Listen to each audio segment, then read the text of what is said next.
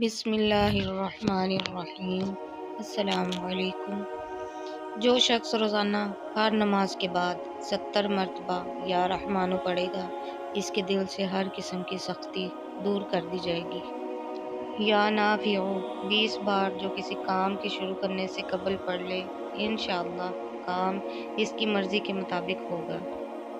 یا رحمانو ہر فرض نماز کے بعد اگر یا رحمانو کی ایک تسبیح پڑھی جائے تو اس کی برکت سے یادداشت میں اور ذہانت میں اضافہ ہوتا ہے اور اس سے دل میں عاجزی پیدا ہوتی ہے۔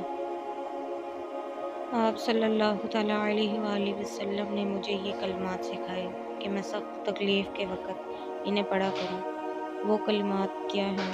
اللہ اللہ ربی لا اشرک بہ شیئا، اللہ اللہ ہی میرا رب ہے اور میں اس کے ساتھ کسی کو شریک نہیں ٹھہراتی۔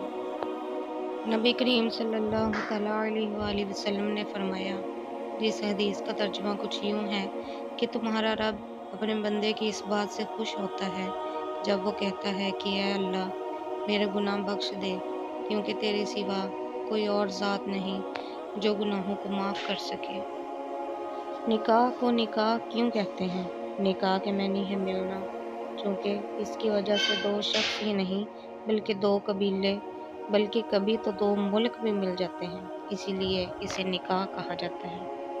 اگر رشتوں میں بندش ہو اور لڑکا لڑکی بوڑھے ہو رہے ہوں، جہاں بات لگتی ہے کہ انکار ہو جاتا ہے، اب وہ تو رشتے آتے ہی نہیں، اگر آتے بھی ہیں تو واپس جواب نہیں ملتا، ایسی صورت میں سورۃ والتین روزانہ 60 بار فجر کی نماز کے بعد پڑھیں، 40 دن تک یہی عمل کریں، انشاءاللہ 40 دن کے اندر اندر کام ہو